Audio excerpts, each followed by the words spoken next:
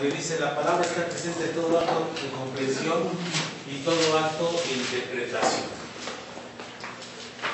En el capítulo 2 dice el problema de la relación entre las bases y las superestructuras.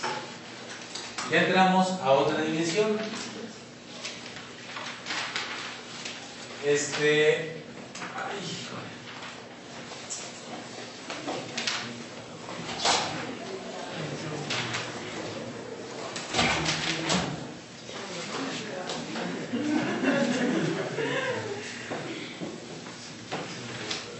Si han leído a Althusser, ¿no?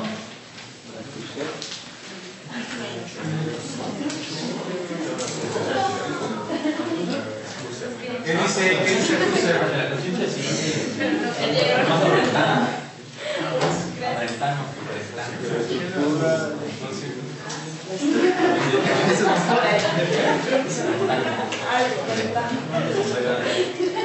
¿Qué dice Althusser? ¿Cuál es la parte central de Althusser? ¿Qué dice? ¿De Althusser o Althusser? Althusser. A ver, ¿lo conocen o no lo conocen?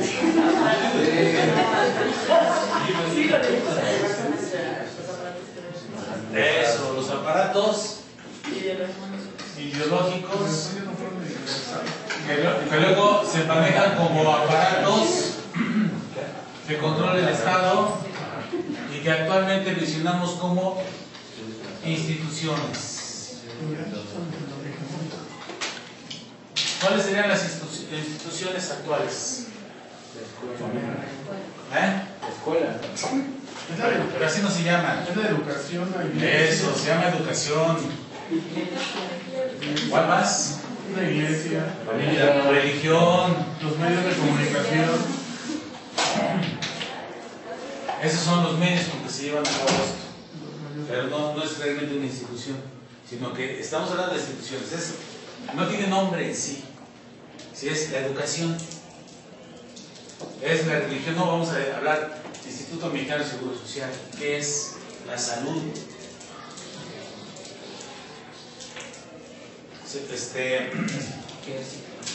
El deporte,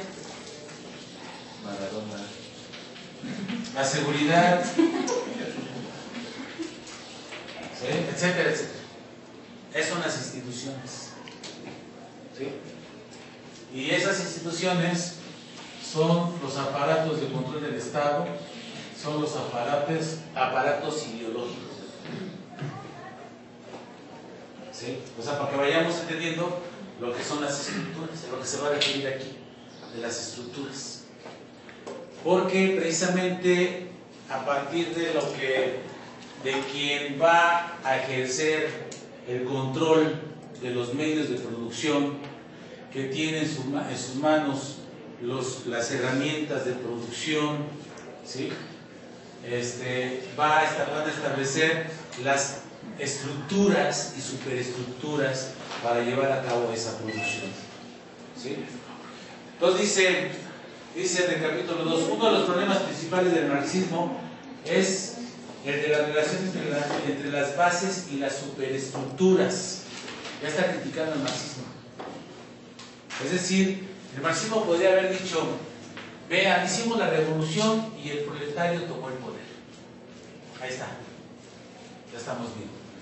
Entonces dice, llegó el proletario al poder. Entonces, por lo tanto, hay un proceso de emancipación de la fuerza productiva de un país. Ya tomó el poder.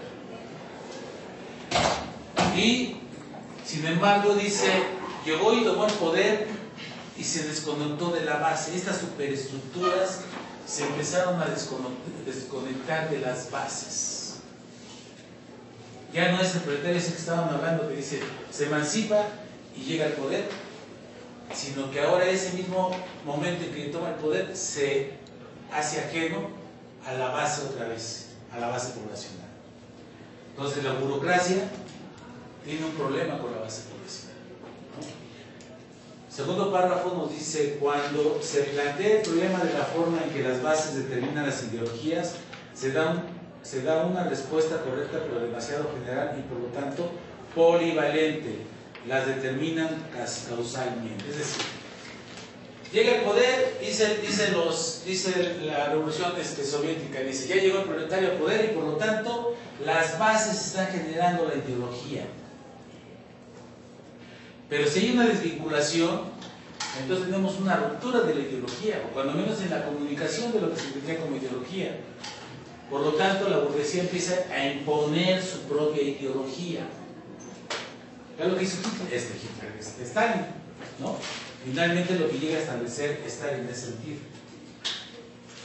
Siguiendo ahí, dice, si por causalidad se entiende una causalidad mecánica, así como la entienden hasta ahora y la definen los exponentes positivistas de las ciencias naturales, dicha respuesta resulta radicalmente falsa y en contradicción con los mismos fundamentos del materialismo dialéctico. Entonces dice que casi por automático, cuando el proletario toma el poder, casi por automático dice, tiene el control de la ideología como si esto fuera de manera mecánica. Y dice, eso no puede ser. O sea, hay una lucha de contrarios, una negación que se está negando a sí misma y negándose por otras fuerzas. Y de los cambios cuantitativos que se acaban de dar, no se pueden establecer los cambios cualitativos automáticamente, que lleva un proceso mucho más lento los cambios cualitativos que los cambios cuantitativos. Entonces dice, por naturaleza no puede ser, porque no está respondiendo al proceso del mismo materialismo dialéctico, ¿sí? O a los principios del materialismo dialéctico. En la siguiente página, en el último de los párrafos, dice, al subestimar la especificidad del material de los signos ideológicos, se simplifica el fenómeno ideológico. En este se toma en consideración y se explica o bien el aspecto racional del contenido, por ejemplo, el sentido cognoscitivo directo de alguna imagen artística. Rodin como hombre superfluo, y este aspecto se relaciona con las bases. Entonces, al subestimar básicamente estos procesos del materialismo dialéctico, no se está posicionándose de manera adecuada con el análisis que se tiene que realizar a partir de lo que es propiamente la ideología implantada dentro de cualquier discurso semiótico, de cualquier práctica semiótico-discursiva, sino que se llevará a una interpretación inmediata, una interpretación así falsa, superflua. Lo mismo que les decía, ¿cuál sería una respuesta que alguien que de manera muy superflua diría, en la pregunta que yo haría, por ejemplo, ¿por qué razón los mexicanos acuden a rendirle culto a la Virgen de Guadalupe? Y entonces me dicen, por ignorancia, por fanatismo, ¿sí? Eso es un análisis superfluo.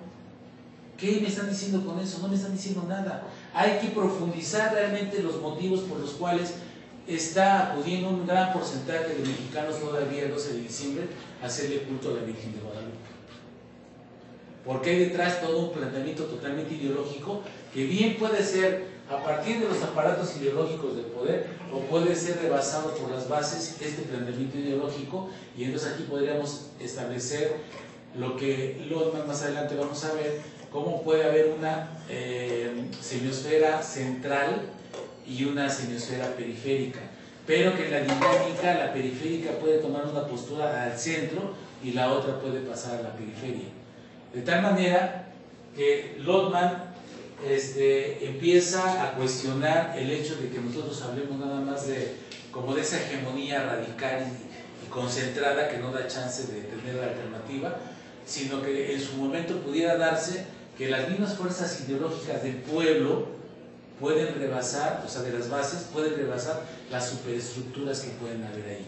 No estoy diciendo que el culto de la Virgen de Guadalupe sea el adecuado, simplemente que pueda tener antecedentes históricos mucho más fuertes que los que en un momento dado puede establecer la misma Iglesia Católica, ¿sí? Porque esto tiene, por decirles, el culto de la Virgen de Guadalupe es mucho más antiguo, no como la Virgen de Guadalupe, sino por Tonantzin, Potlico de Tonantzin, mucho más antiguo que la presencia de la Iglesia Católica aquí, y que si vamos al momento de revisar la historia, resulta que la imagen de la Virgen de Guadalupe fue erradicada por los españoles durante 135 años, desde el momento de su supuesta aparición, fue tratado de erradicarla porque la consideraban idolatría, ¿sí?